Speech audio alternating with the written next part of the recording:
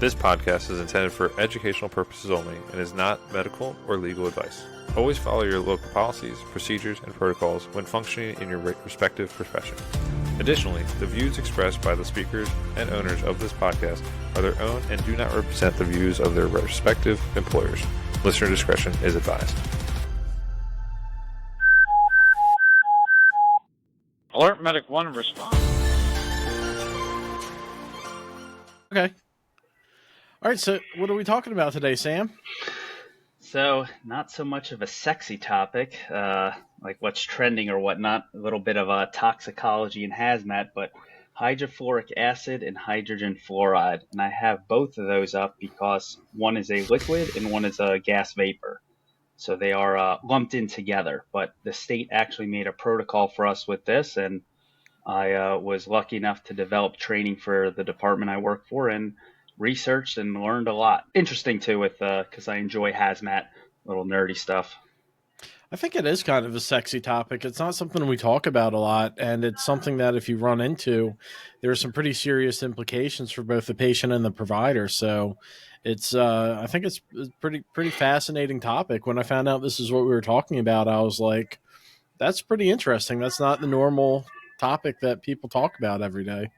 Yeah, and you know, on the whole, like hazmat topic and like these rare calls, because this is going to be a rare incident when it comes down to it. I remember a couple of years ago, Harford County, where three of us are from, the annual refresher for skills done by the county medical director involved a hazmat incident that I think it was refrigerant or something. I don't know if you guys remember that one, where a worker gets doused from it sprays out of a container, and it was definitely off the wall and not your typical thing that actually made you think. So it's pretty cool because these ones will make you think and not just be a cut and dry, here's an algorithm, because you're going to have to identify things and then go into a very specific. Yeah. All right. Well, you want to start running us through it, Sam? Sure. So we'll discuss both states of matter with hydrogen fluoride and hydrofluoric acid. If I say HF acid through this, I'm referring to hydrofluoric, which is going to be the liquid, and then hydrogen fluoride, I'll try and just call it that. That's your gas state. We'll discuss what it does on the body, the routes of exposure, signs and symptoms, some EKG findings. The pictures are from Life in the Fast Lane. Excellent site, but they break everything down with that. We'll introduce our protocol. I was not a part of making it from another county, another part of the state, but introduce that and then discuss the pharmacology behind it.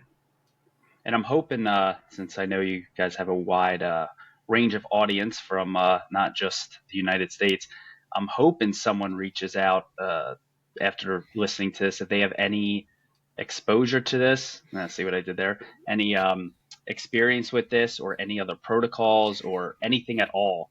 I'd love to hear it because this is more on the rare side, miss side, not well documented. So with that being said, yeah, it's really capturing this, and it's not well documented, and I could see why, because if EMS scoops or hazmat's not involved and you're not expecting it, you go to the hospital and then, hey, we have a sick patient, maybe we have some burns, maybe there's inhalation hazard involved, but what really is it?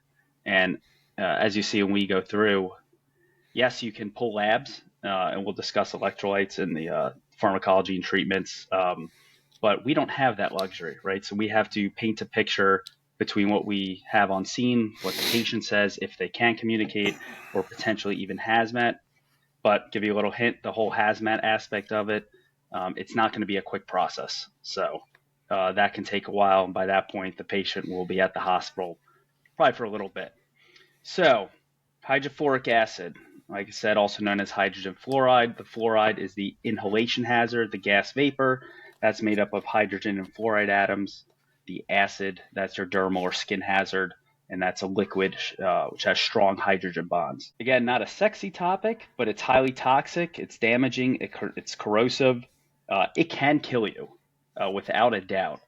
It creates a unique chemical burn, and it's a powerful inorganic acid. So it's weak acid compared to other hydrogen halide acids, but again, it can still kill you.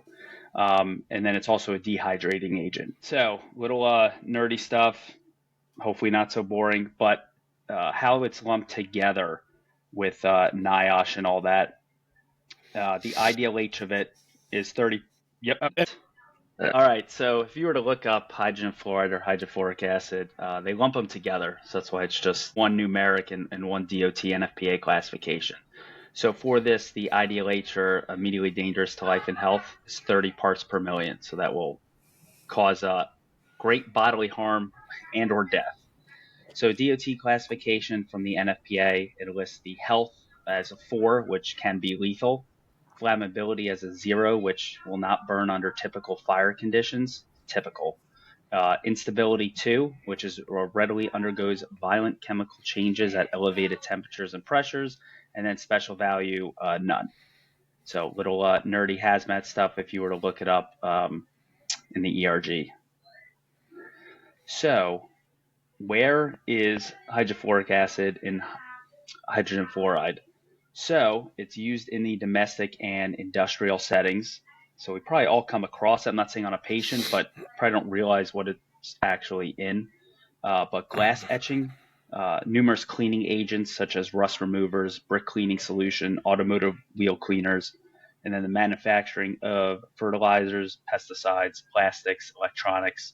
It's in refrigerants, and the lovely new hot topic in the hazmat world, the lithium ion batteries. So, Sam, are you saying that we may experience some contact with this during a lithium ion battery fire, or one splitting open, or where do you think most common HFA or HF from lithium ion is going to be encountered by the first responder? So it's a good question. And so if you break it down, so the hydrofluoric acid, right? So the liquid, think of the glass etching cleaning agents, plastics, electronics, fertilizers, pesticides, the refrigerants. Think of hydrogen fluoride in the lithium ion batteries, that gas. So we're going to get into it actually in a sec, but hot topic with the lithium ion batteries. So there's still a lot of unknown. So we know hydrofluoric acid, the liquid, right? We know domestic industrial settings, we know what it's in, not a big deal. That's going to be your visible burns. Whether they're small or large in nature, it's going to be visible. Now we have the lithium ion batteries that are legitimately everywhere, from inside the home to inside the garage to the cars to the highway. That's where the hydrogen fluoride, or we're going to come in contact with it. So when the lithium ions, when they're in thermal runaway, right, so they're smoking, they're catching fire, it is released from there. The hard part is how much, and is it enough to actually affect you? Obviously, breathing in any products of combustion or superheated gases is very bad for us, right? Lungs, systemically, our airway. So obviously you want to avoid that. And that's why for lithium ion battery fires, right, the minimum gear for firefighters or hazmat technicians is going to be just structural firefighting gear on SCBA. So then I don't have to worry about breathing it in, makes it simple. So what I mean by they don't know kind of how much is in there, so actually just trying to research it. Again, there's limited stuff out there regarding the lithium ion batteries and how much concentration, percentage, parts per million of what's coming out really is not 100% known yet. We just know there's a lot of bad stuff. There's extra bad stuff, you can say. So attending one of the seminars I went to last year and speaking with PhD folks from Underwriters Laboratories from UL. So they know it comes out of the lithium ion batteries, but from what they know right now, the hydrogen fluoride, that is just, it comes out and then it drops to the ground pretty quick. So if you are, across the room trying to escape, let's say your e-scooter that is in the house, and a lot of people are leaving them by their front door. If you look at, there's plenty of videos from overseas, but also New York City.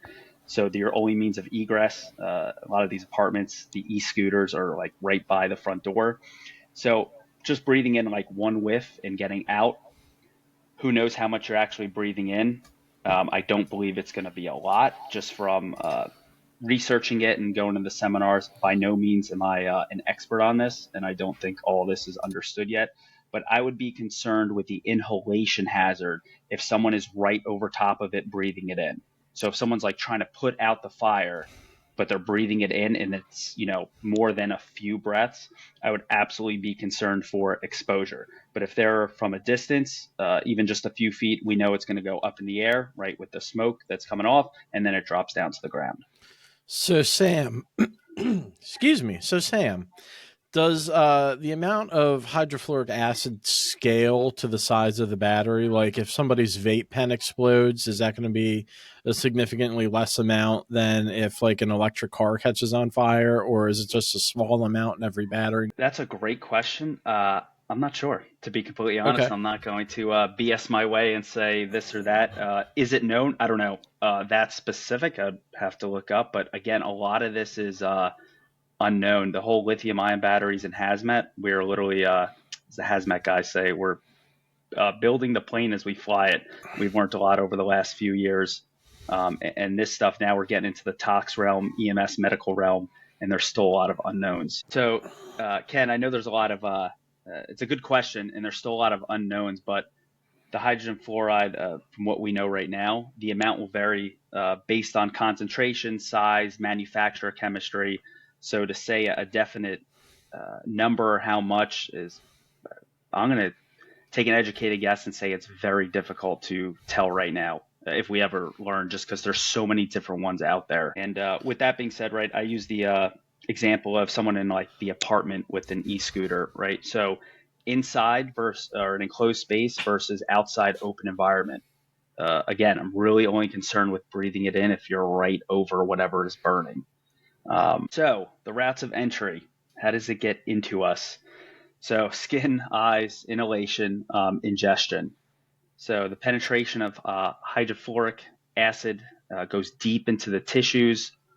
The fluoride ions go into the bloodstream. It's quickly absorbed through the skin. There's potential to cause those life-threatening burns and cardiac arrhythmias, even just from a small burn or just a small amount. Big thing with this is there's a good potential for delayed signs, symptoms, injuries. So if someone truly does burn themselves, right, typically, right, people call 911 or go seek medical attention. If something smaller, though, right, it could be, hey, it just burns, but everything else is all kosher.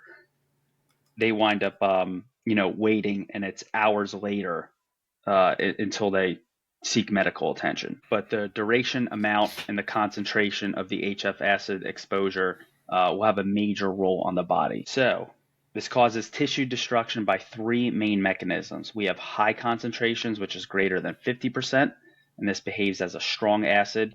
The hydrogen ions cause a corrosive burn with immediate contact, and you'll have severe pain. Typically, with all this, it'll be or can be pain out of proportion to what you're seeing. So if you have someone with a smaller burn that's an excruciating pain, kind of be a red flag of like, hey, this doesn't look that bad, but the patient's acting this bad. Why?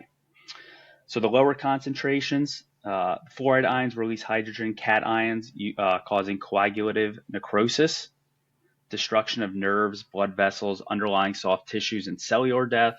And again, kind of as I was saying, there might be no initial pain or tissue destruction, and this can really have delayed signs and symptoms.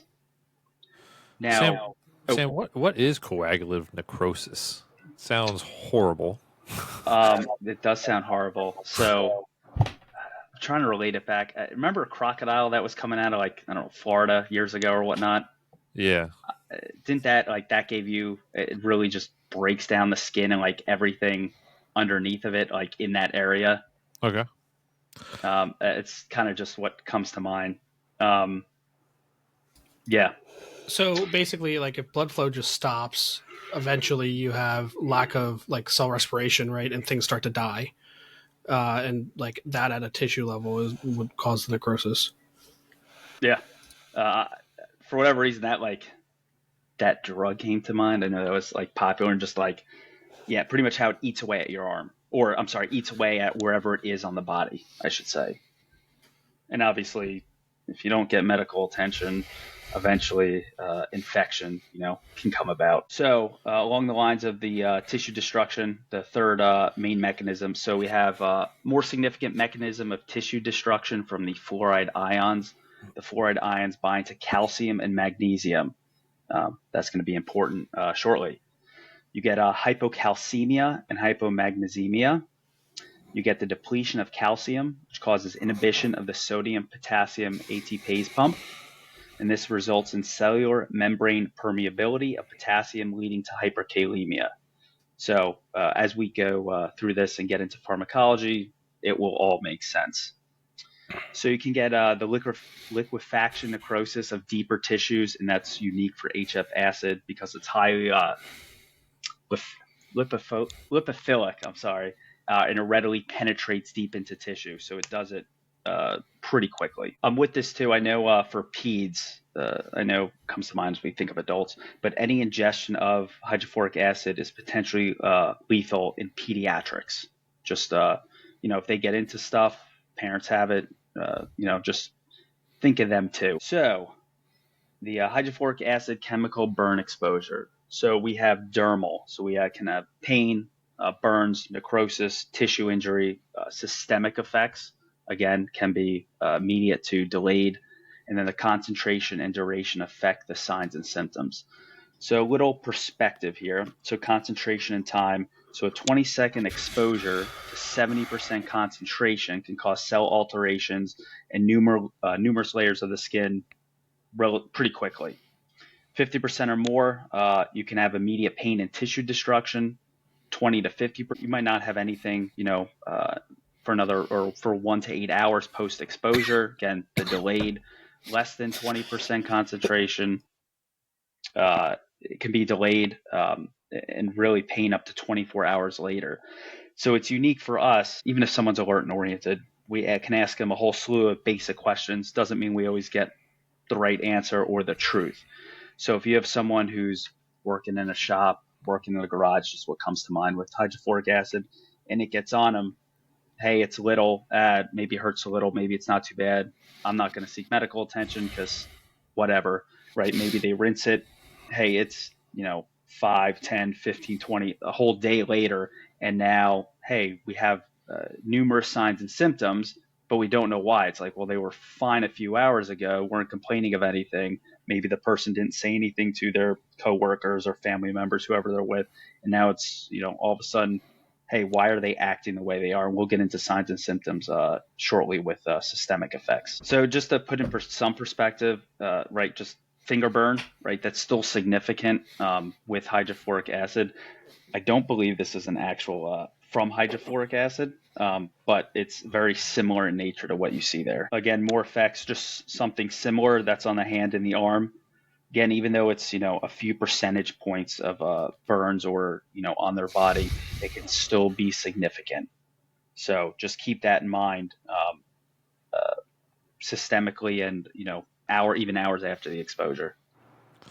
And just for those that are maybe just listening to this on Spotify or the different podcasting app, if you go to YouTube, there's a presentation that goes along with this and does show some pretty good pictures of what the burns can look like. And if you need that reference, but you can find it on YouTube or it's even displays on Spotify in a video form. If anyone also contacts you with, hey, I have a case with pictures, that obviously doesn't violate HIPAA or anything like that. Like, I would love to see them, to use them, or just to, the visual effect, I think will help people because this is, I would say, unrecognized and not reported.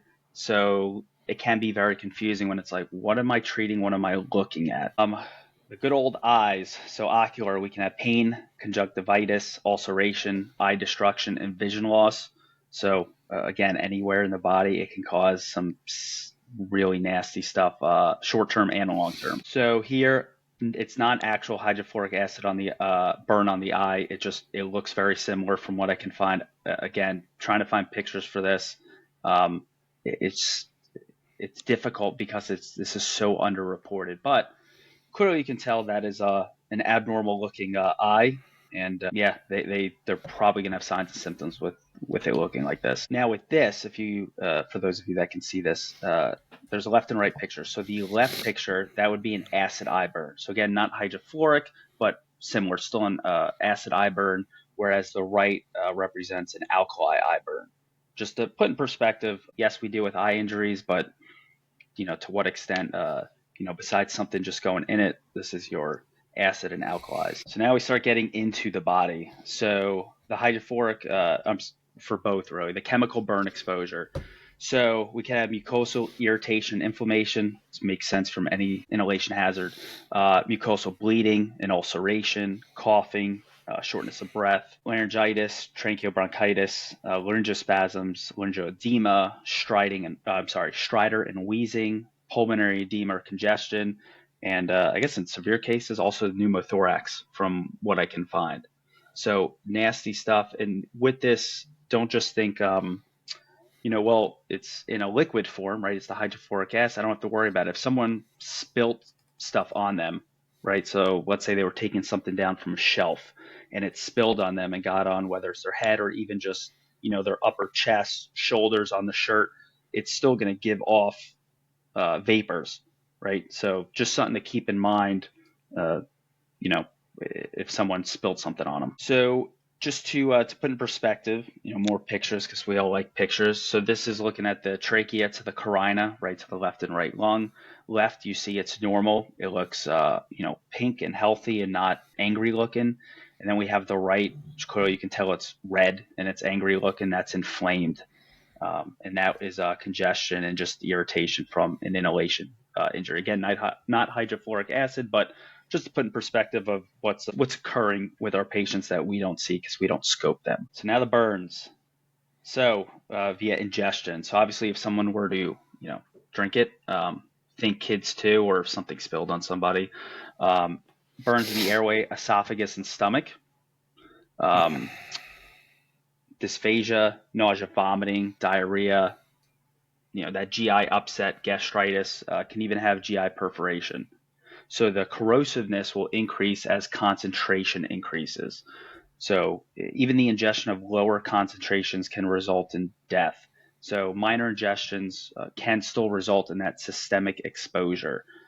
So with this, and again, if someone has a protocol for it, this might be more in the tox realm with labs and hospital-based, but there's fluoride binding substances that include calcium carbonate tablets, which is Tums, milk of magnesia, and Malox, just some things that are fluoride binding. Not that you see in our setting, but in case we have anybody who works, maybe critical care or in the ED or hospital setting, I should say, just things to think about with what this chemical is. So continuing forward, we have neuromuscular. So now we're getting there with leading up to systemic. So neuromuscular can be caused from any route with this exposure. So neurologic or muscular disorders, we get our electrolyte abnormalities. We discussed, right, pretty much uses up all the calcium, where our body can't use the calcium, and magnesium. And this results in the interference of normal electrical signal transmission in neurons. This can also cause anxiousness, confusion, headaches, and seizures. So again, you get someone who was exposed to enough hours before, right? They slowly start going downhill. We get called for seizures. And now it's like, oh, it's seizures. Is it a head injury? Do they have a history of? Is this, a tox case? It may not be evident depending on the route of exposure or how long it's been. So just things to keep in mind. Now our systemic toxicity. So with this, we'll have severe respiratory distress, altered mental status, ventricular dysrhythmias, electrolyte abnormalities, right? That's going to include your hypocalcemia, hypomagnesemia, and hyperkalemia. So yes, labs would be nice. Awesome. I'm sure most of us listening, and all of us here, we don't have the opportunity to draw labs and, wait and make a better treatment decision from that. We're going to go on the story. We're going to go on signs and symptoms and the EKG. And then the hypotension can be caused from hypocalcemia. So something else that we might be addressing. Pretty much the electrolyte imbalance, that's one of the hallmark concerns for systemic poisoning with this. And the concentration, again, and duration will affect the signs and symptoms. So now we get into what we do every day, right? So the EKG and the abnormalities. So this will cause, with systemic toxicity, the prolonged QT interval. This is from the hypocalcemia and hypomagnesemia. We can get polymorphic VTAC, right, torsade de pointe, again, from the hypocalcemia and hypomagnesemia. And then we can get the T-wave elevation and QRS widening from the hyperkalemia, which we all know and love. So little review, but also going into it with QT interval, right? So this is measured from the beginning of the Q wave to the end of the T wave. I know I've only used a Physio Life Pack, so I know if you do a 12 lead, it is on the QT and the QTC. That is on the top when you print it out. I can't speak for Zoll or any other monitor with what it gives you, but right, I'm going to look at that QTC. So the QT interval that represents the duration of ventricular action potential. So a prolonged QT is associated with early after depolarization that can cause premature action potentials, and that leads to your cardiac arrhythmias. The most common one would be your polymorphic VTAC, right, your torsade de pointe. And yeah, the most common finding for EKG wise for isolated hypocalcemia is a prolonged QT interval without any additional changes. So QT interval, I know Josh and I, we just got done with 12 leads with the medic students, and we did focus on this. So, we kind of neglect that QT interval, but there's, I still want to look at it, especially in tox cases, because that's going to help tell a story. So our normal QT intervals for males, for adult males, can't speak for peds, but for adult males, anywhere from 350 to 450 milliseconds, right? So that's 0.35 to 0.45 seconds. I know for the males, you might see, it ending at 440 milliseconds, and then females going up to 460 milliseconds. It depends what you bring up, where you look. How I was teaching the students, if you can remember, normal is 0.45 seconds for an adult male or female, or 450 milliseconds. I feel like that's a win because of all these numbers. So for the adult female, again, I just have it laid it out as the same number. So when I'm really concerned with prolonged QT, right, so this is going to be that 0.5 seconds or that 500 milliseconds. That should catch your eye with, hey, there's an increased risk of torsade de pointe specifically. So just, again, you have unknown everything, and now you have this patient who cannot tell you, the history of present illness. Got to start being a detective and looking around. And then just for reference, QTC is abnormally short when it's less than 350 milliseconds or 0.35 seconds. So if you look here, right, 12 lead printed out, hopefully whatever cardiac monitor you use, right, you get that QTC as long as it's a clean tracing, right, you look at the top, you could trust but verify. Those numbers are pretty good, at least with our life packs, the physio. But here, right, this would be a prolonged QT. So this QTC, that's going to be 562 milliseconds.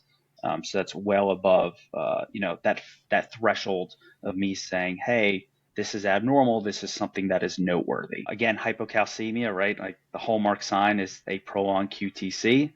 So with this, this specifically was serum corrected calcium of with this EKG that we're looking at. Normal corrected calcium is 2.2 to 2.6. I guess it's millimoles per liter is the unit of measure. And then severe hypocalcemia is less than 1.9.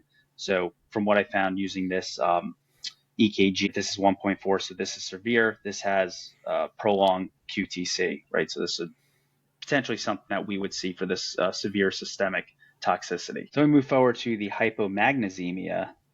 So this is associated with a prolonged QT interval, right? This increases the risk of ventricular arrhythmia, as we discussed, right? VTAC and torsade de pointe, or even just runs of VTAC, right? That's also very concerning.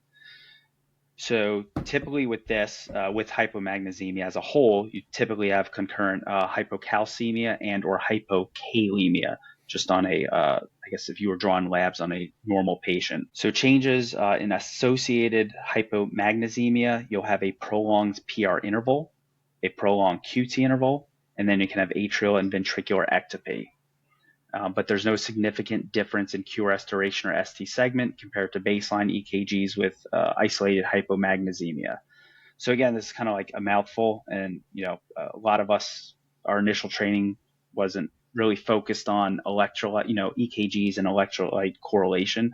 But as you get comfortable with EKGs, and looking at them, you get the basics down, right? It really does. It can tell you so much about your patient, and being a detective, when you just kind of stop for a sec and really read and see what my T waves are, my ST segments, my QRS, my PRI, right? Break it down and look for more than just the bundle branch blocks and the elevation or depression. So this was an EKG that was linked to hypomagnesemia. We have again that QTC prolongation. This is 510 milliseconds. So again, it is that 500 milliseconds or greater, or 0.5 seconds.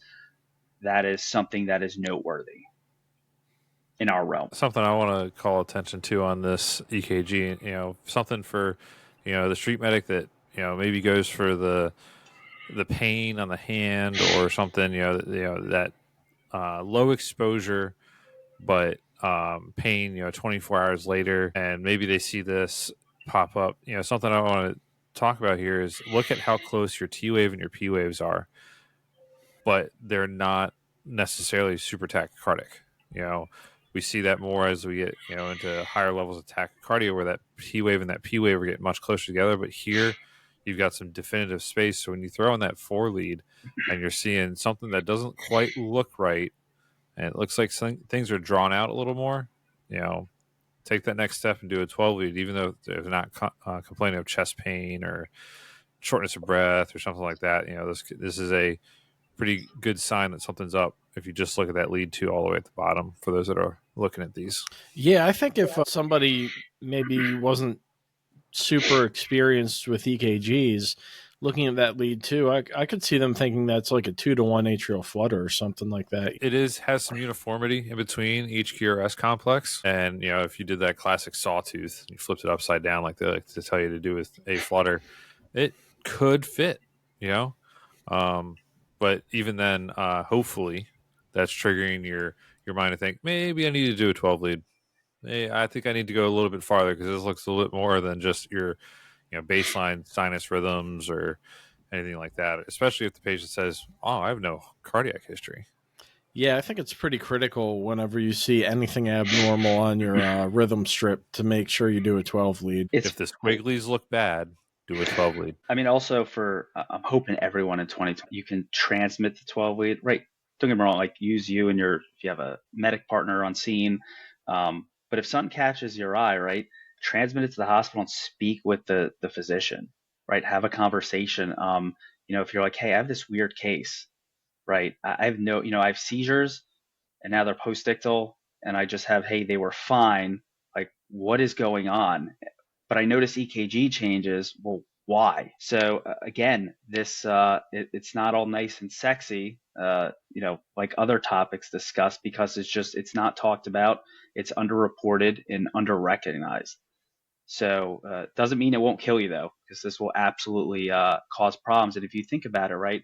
Hey, we had a patient who's altered, seized. There's nothing obvious. Or hey, they have this burn. Right now they have systemic effects. We bring them to the hospital. I don't really know much more than that. That's all we could get. Now they just sit there and they're treated for sepsis workup. They're treated for neuro workup, whatever it may be. If you get the specific labs, you'll notice, hey, calcium, magnesium, potassium, it's all off. Will a clinician put 2 and 2 together, go, hold on, I have all this plus all this abnormality. Is this the cause, or what caused the electrolyte imbalance? And not to, explore a rabbit hole that this opens up, but the other day, the Real PragMed put up a post about that interfacility transfer that you do for the bad labs, that the labs were taken a day or 2 prior. The doctor sees it, calls the nurse and says, hey, this person needs to go to the hospital. And then that person codes. What are we looking for? Something like this, where, not saying that person in the nursing home is coming in contact with hydrofluoric acid. Hopefully they're not. That would be pretty even more interesting case than just a hydrofluoric acid case alone. But looking at this, if they have, for whatever reason, have low magnesium or low calcium, there's also hyponatremia, stuff like this, stuff that we don't think about when we look at labs. But like, this is a manifestation of what could be a bad labs call, and how this can quickly change to cardiac abnormality, a arrhythmia, and possibly an arrest. Because, like Sam said, with this QTC prolongation, anything over 500 milliseconds is at risk of VTAC or polymorphic VTAC, torsades de points, and something just to pay attention to. Yeah, it's just and I say this almost like as advanced stuff, right? So we're still in cardiology, but we finished 12 weeks, Josh and I, with the medic students. There's so much, and some of them ask very specific questions, like just focus on, right, the bundle branch blocks, elevation, depression. Once you have the basics of that down, not promoting anyone, I've no affiliation with any company or whatnot that I'm saying, but like Life in the Fast Lane, the website is such a great tool for like anything EKG wise. You can learn so much and dive so much deeper. Again, more than just STEMIs and depressions and bundle branch blocks. Just something to keep in mind. So now we move on to hyperkalemia, something we hopefully all know and love. That's right, we have too much potassium outside of the cell. With that being said, or EKG wise, I know years ago it was debunked, but years ago they said, oh, if you have, this PRI, this QRS, this height on a T wave, it correlates to a serum potassium. And they found out that was nonsense. So with that, don't just go, oh, well, it's not extreme on my EKG, so they can't be hyperkalemic. You could have someone who just has the classic, peak intended T waves, and their, K level is extremely high. So don't just look for the extreme, right? Anything that's peak intended T waves. Eventually, the P waves will widen and flatten. The PR segments lengthen. Then the P waves will disappear. You'll get QRS prolongation. You'll get this wide and bizarre QRS morphology. Eventually, you get sine wave. That is severe. So that is severe hyper K, that sine wave. And you're also at risk for bradyarrhythmias and conduction blocks. So what is normal potassium is 3.5 to 5, right? So, you could have EKG changes, just above the 5, but you could just have nice peak 10 to T waves, as you can see here, and their potassium's 8, right? So there's no correlation with that, with what it looks like in the lab value. But, right, this should catch your eye off the bat, right? It looks a little fast, and like all the T waves are nice, pointed, peak tented, right? So this is going to be, hey, it's going to be hyper K, or can I prove otherwise that it's not, right? So the renal patient, or maybe even the unknown, right? You get someone who maybe you don't see the burn on their leg, that what they spilt it on, right? It's covered in, they have jeans on, right? Let's say. And again, you have this abnormal presentation. You're like, what is going on with, this younger middle-aged person? They're having all these neuro symptoms, and now I have EKG findings, like, but there's no report of illness recently. Like, what is going on? Be that detective. So this would be extreme. This is a sine wave. We have no P waves, no PRI, a wide QRS, nice large peak tented T waves. Almost looks like a sideways Z, just one way I've noticed over the years. Some of the morphologies of it, but that is bad. That we need to address ASAP. So now we move into our state's protocols. Again, I was not a part of this. I just did the training for my department with this. So an exposure to hydrofluoric acid presenting with any of the following. And again, I know I'm saying hydrofluoric acid, right? So the liquid, but the hydrogen fluoride, right? That's the gas, the vapor phase. So it includes that. So with this, we can have severe throbbing pain at the site of exposure, hypotension. With the skin, we can have redness, edema, blistering burns, blanched white areas, respiratory symptoms, cough, stridor, bronchospasm, pulmonary edema. We can get the dysrhythmias that we just spoke about, and then all the electrolyte abnormalities that or imbalances that we keep discussing. So not to beat a dead horse here, but Sam keeps on saying keep investigating, keep looking deeper. What is being shown on the screen and what Sam just said, the redness, edema, blanched white areas, the respiratory symptoms of cough, stridor, bronchospasm, pulmonary edema, dysrhythmias, hypotension, all this stuff, like this should be prompting any provider, BLS or ALS, to look a little bit deeper.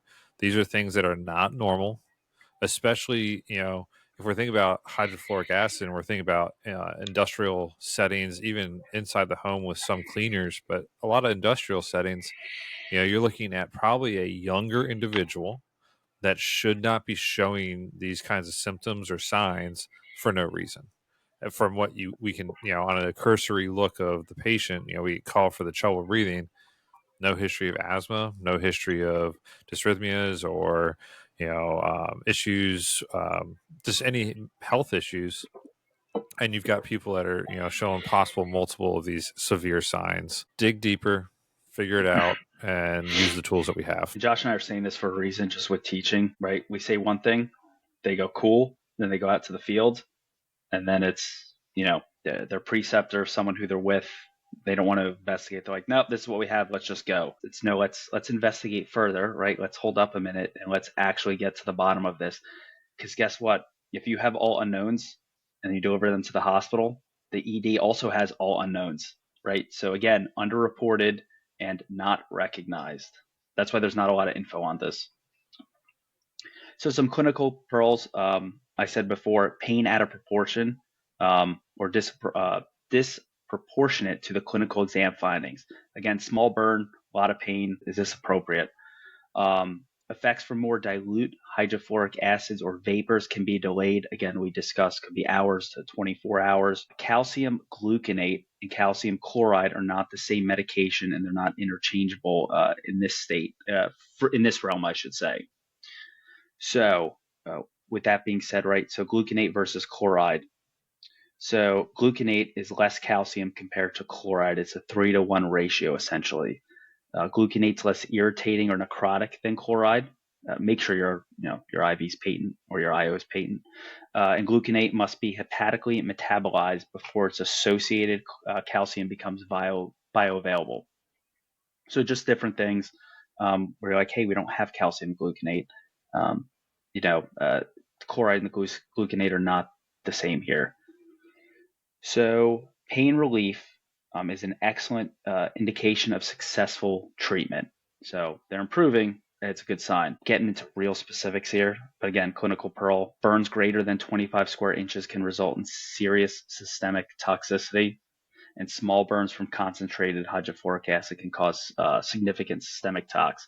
I keep saying that because we see something small, right? It doesn't catch our eye immediately, and we're just like, oh, it's nothing, it's minor, push it off to the side, and it's like, not for this one because it's a tox issue.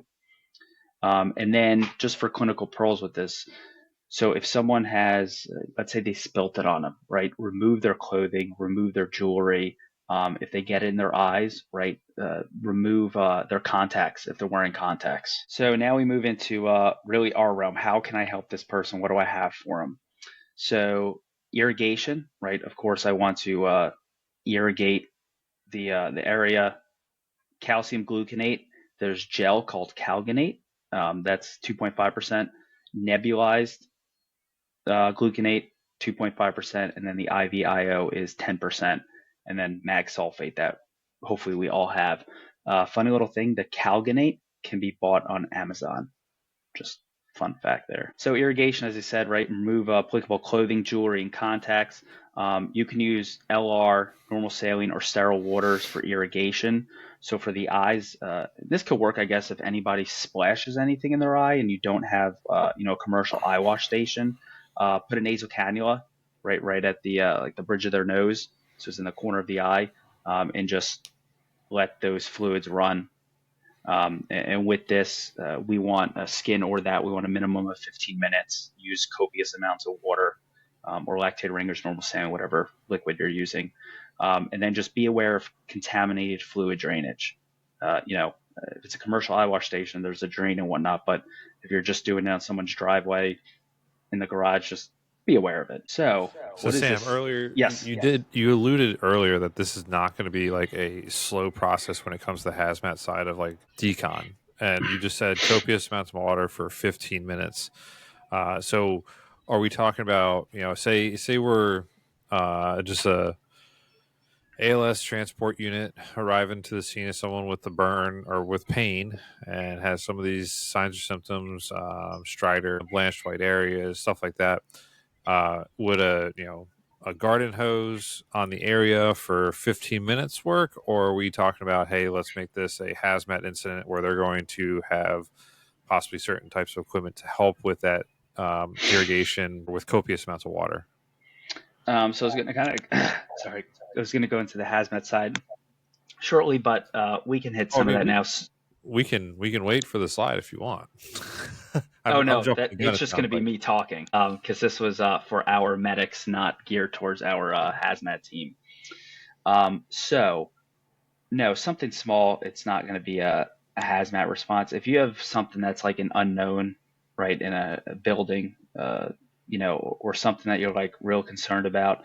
Obviously, every hazmat team's different with what meters and what they have and can do. SOPs, SOGs, depending on where you work, or if it's department, county, state, whoever comes out. But so no, for the, let's say, person, we keep using this example, the 30-year-old person working in their garage or working in a warehouse and they get exposed to it.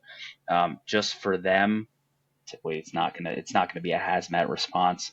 Now, if you're concerned about, hey, I have this stuff everywhere, right, and now I have a sick patient, hey, what do some hazmat teams are not cleanup teams, so they might be able to just test whatever the cleaner is on the ground. Now, granted, it's coming probably from some type of can or bucket that's going to be labeled and say everything, but yeah, it's not really hazmat. It's more the electronic, vehicles and e-scooters and the batteries, or really like a sick building, like an unknown. We have odor sick people, in a building. That's how I think of it, at least. With that being said, right, again, this patient's going to be treated and well off the scene if it is a hazmat response. Again, lithium ion battery, or it's just, hey, we had something spill, or, the workers report something spilled or got on them, and now I have numerous people with signs and symptoms. By the time they go in, right, with meters and proper PPE, your patient's going to belong to the ED. But with that being said, right, if you get information, especially if you're a combined system that does everything, or an all hazards department, you could relay it to the ED later on, like, hey, the hazmat team was able to test, and this was, hydrofluoric acid, or hey, we know it's, from a lithium ion battery fire. So there are ways to test for hydrofluoric acid. We have, with our hazmat team, Draeger tubes, and we have a specific tube for hydrofluoric acid. So that would be able to tell us with that specifically if it was an unknown. And then there's also F paper, fluoride paper that we can use to test. Awesome. Thanks for giving that peer into the hazmat look of this incident. It's not something all of us know about. Yeah, no, it's nerdy but interesting. Like I said, like the lithium ion battery fires, structural PPE, SCBA. It depends what suits you have, but for like an entry, we have Kepler. So obviously, always refer to the manufacturer specs and recommendations, using whatever research modalities you have. But like for us, for our team, we have Kepler. It's going to be a minimum of a level B entry, which is splash protection, and then SCBA if we were going in to deal with it as a liquid, the hydrofluoric acid part. Okay. You want to keep on going Oh, with calcium gluconate? Sorry. sorry, I didn't see a change. So that's my bad. So calcium gluconate, hopefully you painted a picture by now, right? This increases or replaces the serum calcium. This combines with the hydrofluoric acid to prevent extraction of calcium from tissues and bones, somewhat of like a neutralizing process, and it's pretty rapid onset with IV or IO routes. So get into the topical application. For us, it's standing orders. It's an optional protocol. So obviously protocols may vary, but apply the 2.5% calcium gluconate gel That's the calgonate to the affected areas. Keep applying until cessation of pain every 15 minutes. Hands and fingers. So we can apply the calcium gluconate gel to obviously the affected extremities or digits. What you can do too is place additional in a medical glove of the calcium gluconate. The calgonate, and then literally just put their hands in the medical glove and just let it sit there, and reapply, reassess every 15. So nebulized, obviously nebulized would be for the respiratory signs and symptoms, right? Not the burn on the calf, and right, their pulmonary system's fine.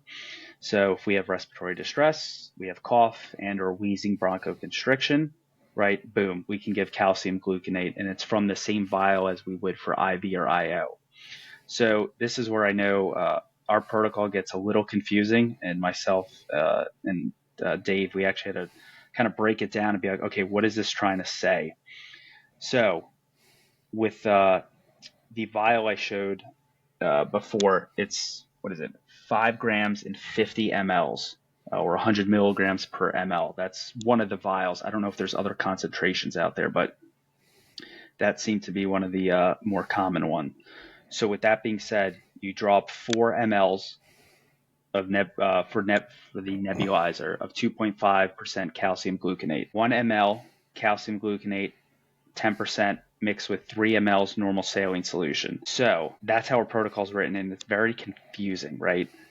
And this would be every 5 minutes, max dose of 3 for us. So you see it listed for us, right? I said 4 mLs of 2.5% solution. Hold on, I want to explain this a better way. We'll pick up from right here. So what you need to do is dilute it down, because there's different percentages here. So dilute it from our 10% vial to 2. Sorry, I'm trying to think how I explained it one way before, and now it's throwing me for a loop. Give me 1 sec. Yeah, there we go. All right. Sorry, we'll pick up from here. Yeah, no worries. There's plenty of editing on this one. So, yeah, sorry. All right. So in our protocol, it is written or typed confusingly. So breaking it down, if you have a 10% vial, right, we need to get it down to 2.5%. If you just carry one concentration, I understand the hospital may be a little different. So we have to dilute it down. So you take 1 ml of calcium gluconate 10% and mix it with 3 mLs of normal saline solution, and voila, right? We create that 4 mLs now of 2. So we just diluted it down. That is all we did. Every 5 minutes as needed for us. It's a max dose of 3. Again, protocols may vary if there are even any. And now with the nebulized route, right? So this is going to be systemic tox. So don't just focus on, oh, it's just nebulized, let me move on with my day. It's typically used in conjunction with the IV-IO route. So again, for us, it's standing orders. Systemic toxicity, our adult dosing is going to be 3 grams of calcium gluconate over 5 minutes via IV or IO of that 10% solution.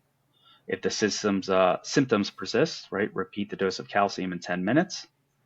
And then pediatric dosing, 60 milligrams per kilogram over 5 minutes. Again, IV or IO of 10%. And if symptoms persist, right, repeat it.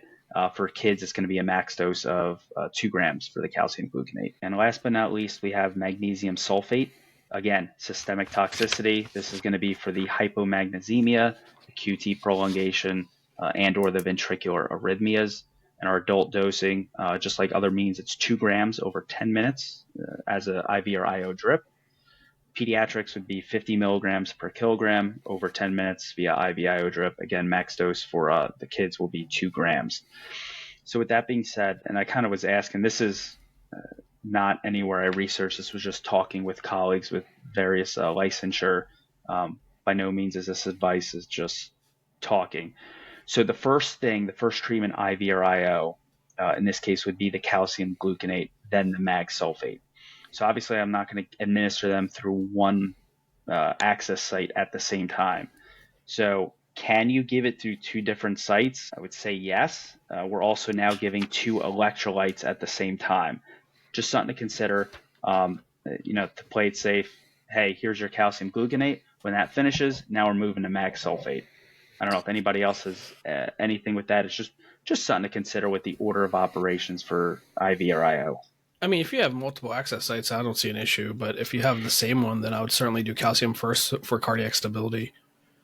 Yeah, and that's what I got on that. So I know we kind of beat into it, right? The hydrofluoric acid, the burns. I wouldn't say self-explanatory, but it's easier to see because it's going to be some type of a burn.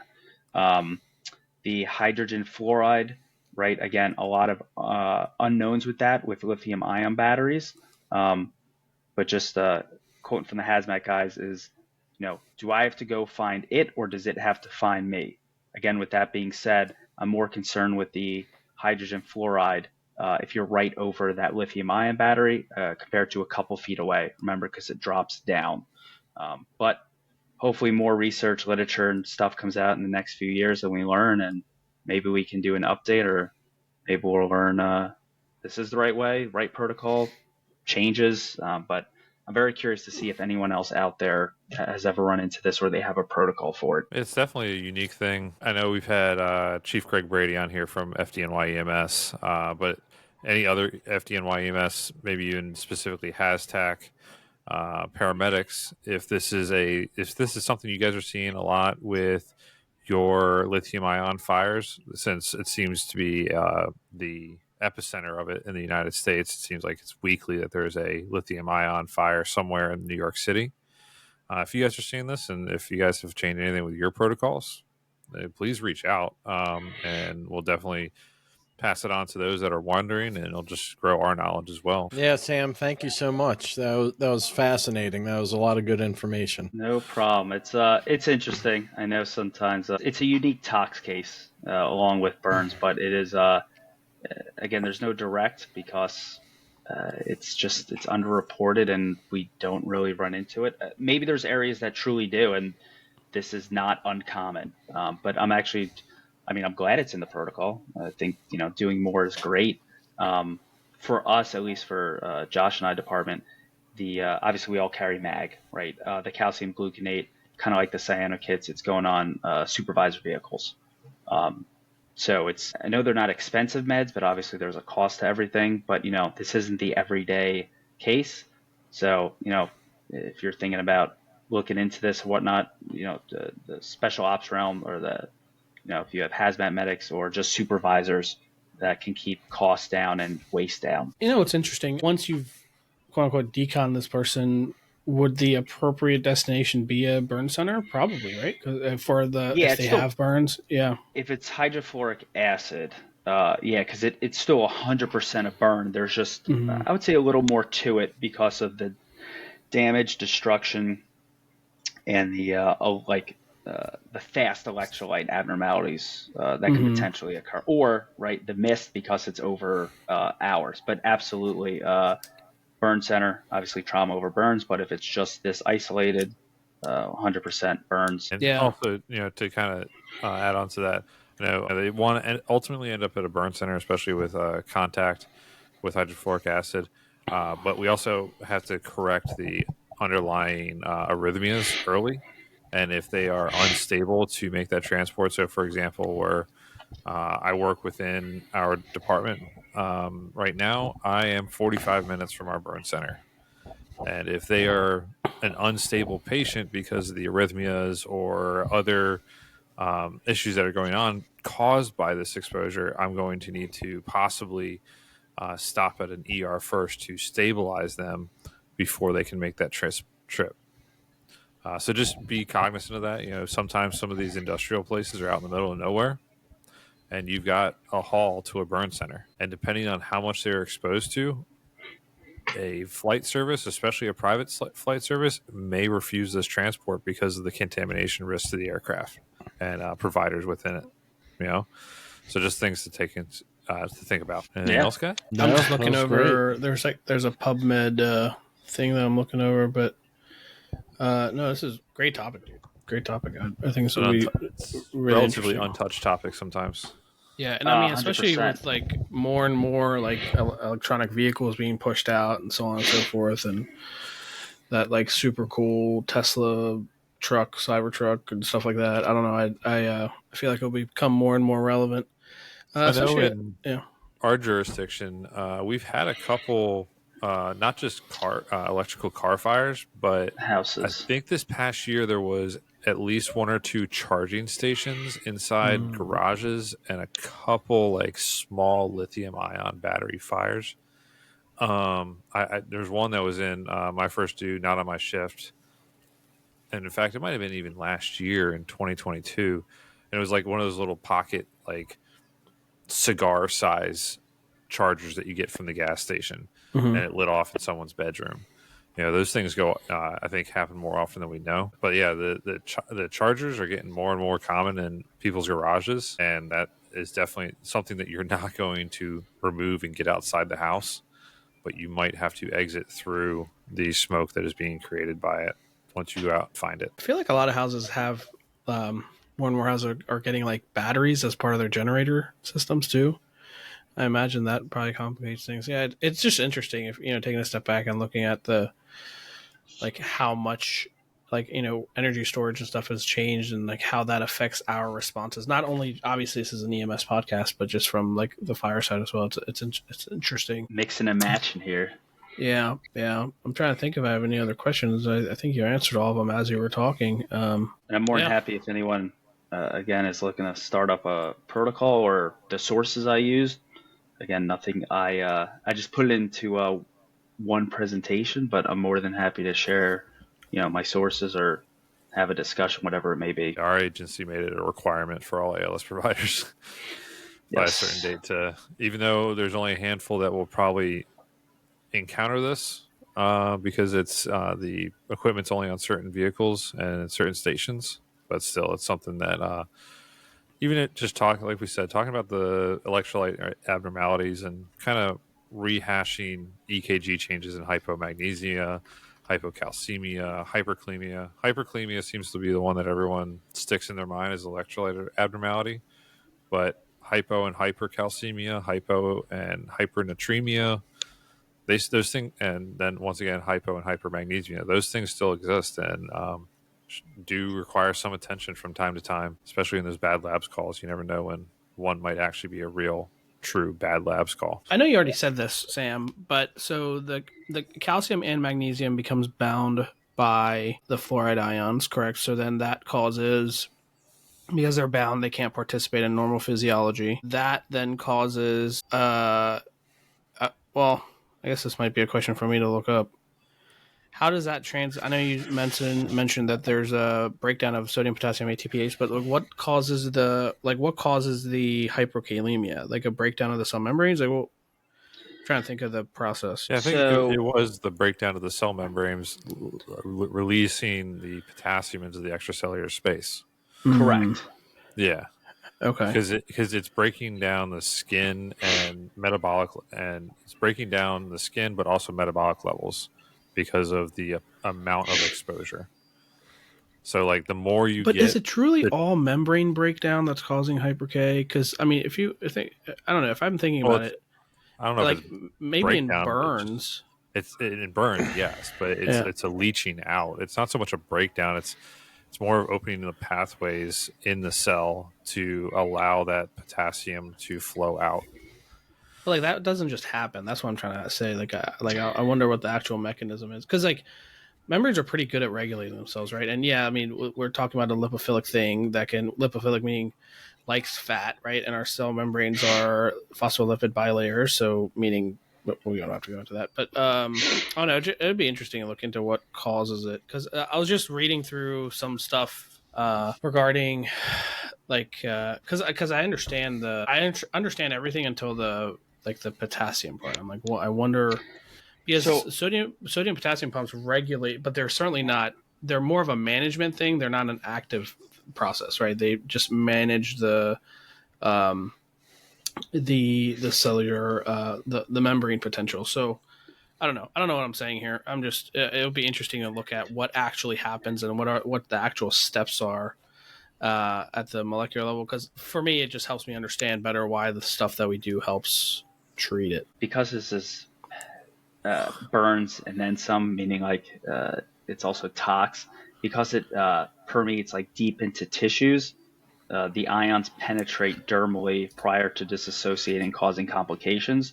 So I would say it's like burns on steroids, just because it's doing, I would say, worse stuff internally that breaks it down and makes sense on a basic level. Sam, I have another question for you.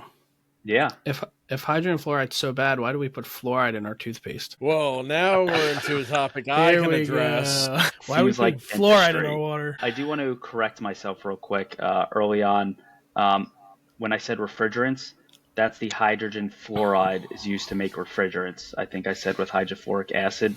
I'm going to correct myself. It said so. The PubMed article is the depletion of calcium causes inhibition of the sodium potassium ATPase pump, resulting in cell membrane permeability of potassium, leading to hyperkalemia. But that's the thing. Like, what is causing the permeability? That's what my question is. But that'll be. I don't know. I feel like that's level 3 stuff. I feel like we discussed the level 2 stuff. Yeah. Moose's physiology brain has been tickled, and now it must be satiated. You know, the last time I came on, or the first time, when you were just rambling off AMP stuff, and I'm just like, where are you getting this from? I thought we were going to get that again tonight. Well, No. he's stumped. He's stumped right now. Now I am kind of stumped. No, that's hour 2. Yeah. Damn. I should know this. Oh well. I don't know. No, this is good though. Oh wow, we're on an hour already. Sam, thanks for coming on again, talking about a rare thing, whereas the last thing you talked about was pretty applies to almost everyone. This applies to a very subset of cases and people, but it's still important to know, and the information that comes from it is great. We will make some of this information available for everyone that wants to look at it. If you want to reach out to us, to reach to Sam about working on a protocol for this for your agency, please do. You know where to find us, either Instagram at AlertMedic1, Facebook, or even we'll bring it back, email admin at AlertMedic1. For those that are following along, we got some great stuff coming out on the Instagram. Follow us there. We'll announce things coming up in the future. And wherever you are, good morning, good afternoon, good evening, and be safe. See ya.